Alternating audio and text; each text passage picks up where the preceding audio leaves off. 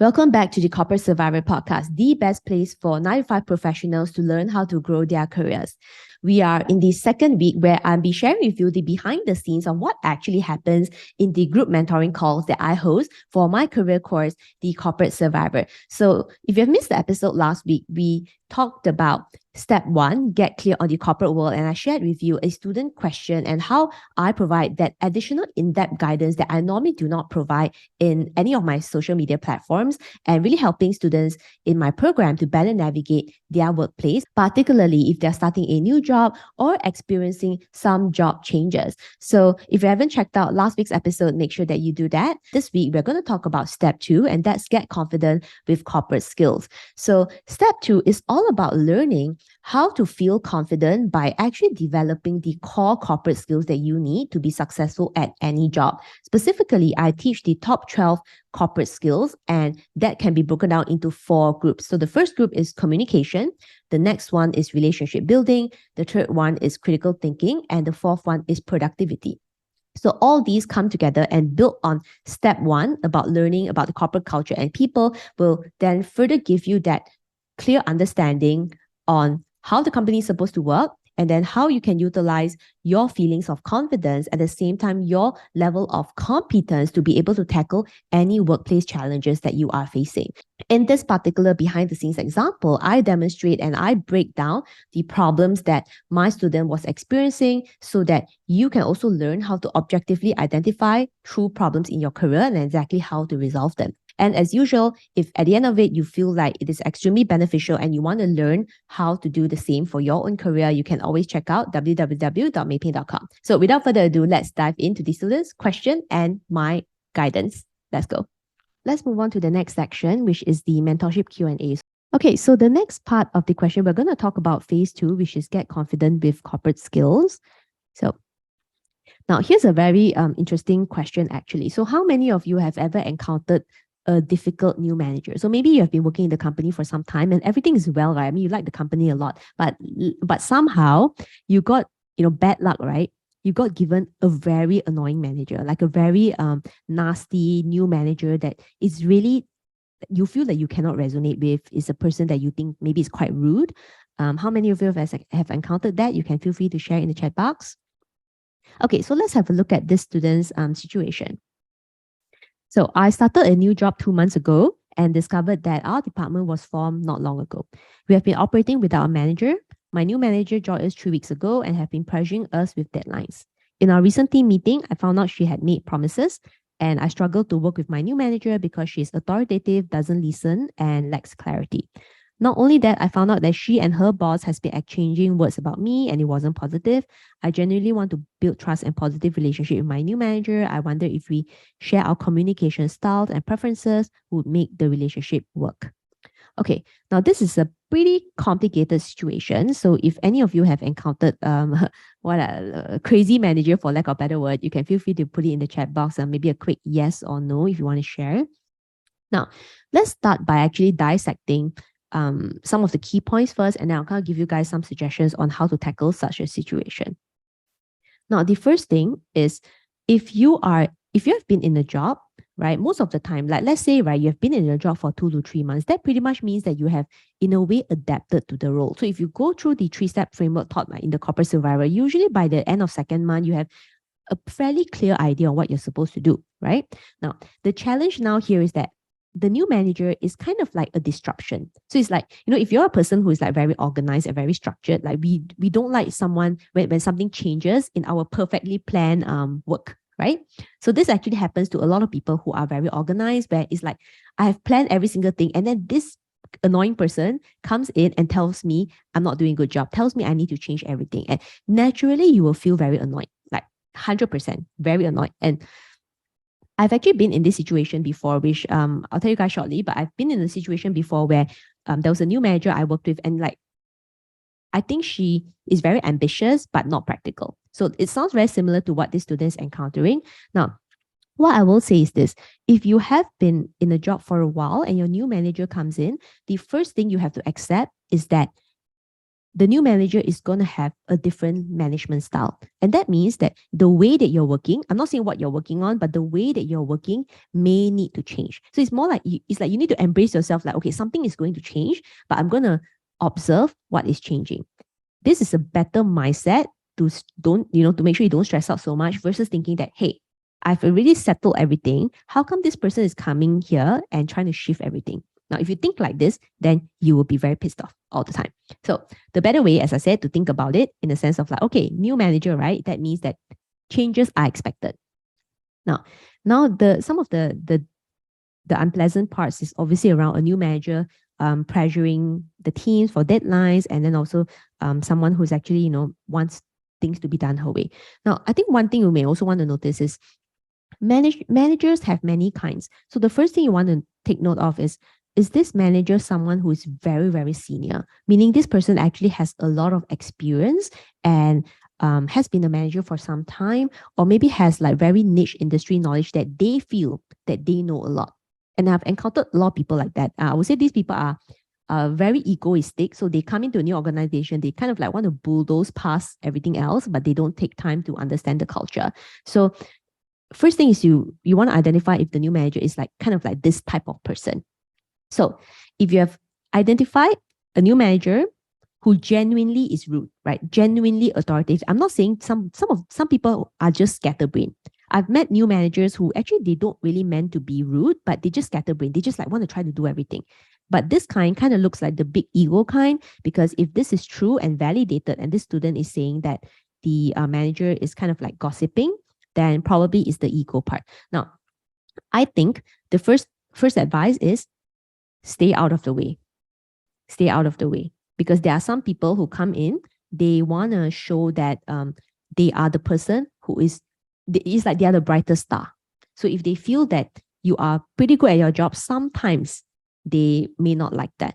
So again, it kind of actually goes back to that particular person's personality. And I also want to make sure that you are actually spending enough time to observe the behavior and not let your emotions control you. Because when we don't like the person, we tend to have a lot of negative words. We call the person a lot of negative words. So first thing is to kind of like stay out of the way and actually continue to observe the habit. Now, number two is this manager has also a boss, right? So if you look into, I think it's module 2. So if you look into module 2, I talk about people and personality types, and there's your manager, and then there's the big boss, right? Your manager, your boss, and then the big boss.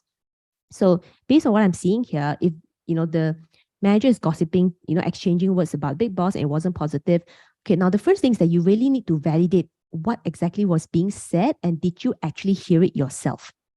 Now this is very, very important, because there's a lot of like gossip and hearsay, and if you're already emotionally unstable, right, because this person is very annoying, so you may tend to like take it more personally, or you may see the problem like it's like a bigger problem than it actually is. So I think the first part is you want to also make sure that first, is it really gossiping? And also second thing is that you also want to remember, right? Now, you have been here 2 months. This person has only been here for 3 weeks. So that means that you may have a better trust factor with the big boss, right? Her boss, which is the big boss. So I won't be too particularly concerned, because the new manager needs to prove herself. But you have already been there, and you may have like some face time already. So therefore, I would actually think about it more positively and try to think about how can you also build a relationship with the big boss, so that it's not like a one-way street. It's not like the big boss has to listen everything to what your manager says, but you maybe can have a voice as well. So first thing is, whatever that you have been doing in terms of structure and try to make changes, you maybe need to pause that first. But what you can do is, when your manager is pressuring you, right, given that this person has no clarity, right? So the keyword here is that doesn't listen, lacks clarity. So the best way to tackle people like that is to ask them open-ended questions. And you can find the lesson on that in module 4.5. So asking what and why, not how. Now, very careful, don't ask how. Just ask what and why. So for example, you say, okay, you need to do this report. I want it done as soon as possible. Can you do this right now? Then you may want to ask for the what and why. Oh, okay. So can I ask, like, this section and that section, blah, blah, blah. So like, okay, actually who are you going to send it to? Like, oh, did someone ask for it, blah, blah. So the best way is to actually get some clarity. So she doesn't have clarity and therefore you don't have clarity. That doesn't sound like a winning strategy to me.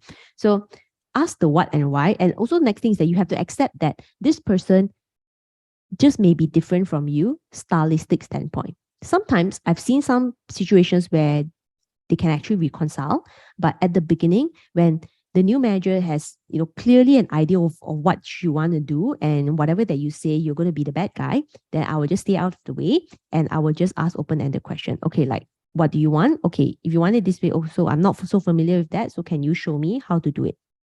So like, just ask, like, can you show me how to do it? So at this point, I want you to just pause your thoughts on your own work performance, because that's long term. The short term is that you're dealing with a pretty crazy person right now. So ask the open-ended question, try to get more clarity.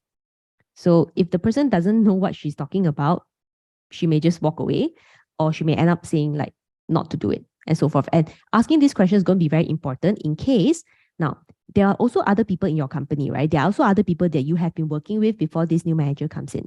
And you also want to make sure that you are also keeping your positive reputation with all these people. So therefore, you can go to module 5.1 and outline who are your stakeholder circle, meaning aside from this manager, who else are you working with? And these are the people that you want to build a good relationship with, because you can still build your reputation outside of this manager. You can still have a positive reputation while the new manager has a negative reputation. And I've also done that. So outline that.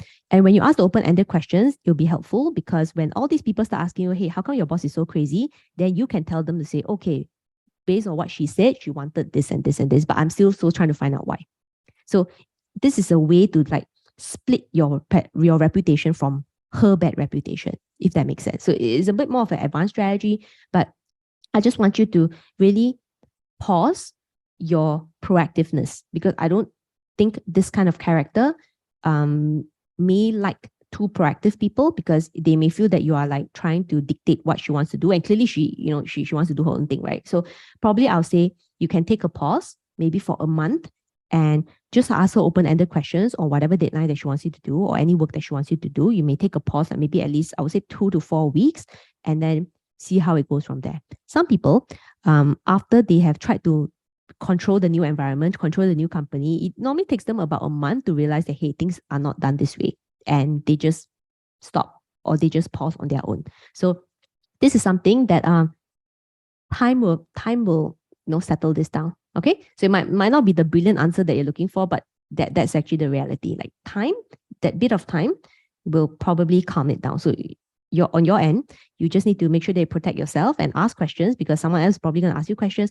Make sure that you keep your own stakeholder circle active, because your career is not 100% reliant on this new manager. Okay. Maybe share with me some of your takeaways as well. Like, what's the one big lesson that you have learned from today's mentoring call? So I'm seeing some private reflections from students saying that change is normal. Yes, change is normal. One thing to really remember is that at the end of the day, like, you can't change like difficult situations, whether it's like a difficult manager, or it's like a difficult company, or maybe the company changed strategies. Like maybe, the company got a new boss, or like it was going through restructuring. Like, I think my approach has always been like, hey, I can't control the mess that's around me, but like I can control myself, right? So if you look at the way that I tackle a lot of the students' questions, it's more like, okay, let's take a back seat and just really challenge the assumptions that you have listed down. Meaning that if you think that's like that, then the first thing is to really challenge whether whatever you think, are you thinking the right thing? Is, I guess, what I'm saying. Like, are you interpreting the situation in the right way? Because there may be another perspective that you're missing out on, and this is something that you can gradually build. So I would say that if you are less than maybe 5 years of experience, you may not have enough exposure to corporate drama, for lack of a better word, or rather the corporate working environment and the kind of people that you deal with. So I think if you have less than 5 years of working experience, it's actually very normal. So just take it as a learning time to deal with challenging people, challenging problems, and just challenge as a whole. I think a lot of people want to do work, right? Want to take action, but sometimes we don't spend enough time thinking about like, why are we taking that action? why are we taking that action? So this is actually something that's probably expected at the management level or maybe at the leadership level. But I think no matter where you are in your career, and maybe it's even more positive if you are even earlier in your career, you actually are able to develop this maturity and actually start thinking like a manager or start thinking about your, at the director level. Because at the end of the day, like the task that needs to be done, right, is efficiency. Like you're doing things fast, but effectiveness is about doing things right.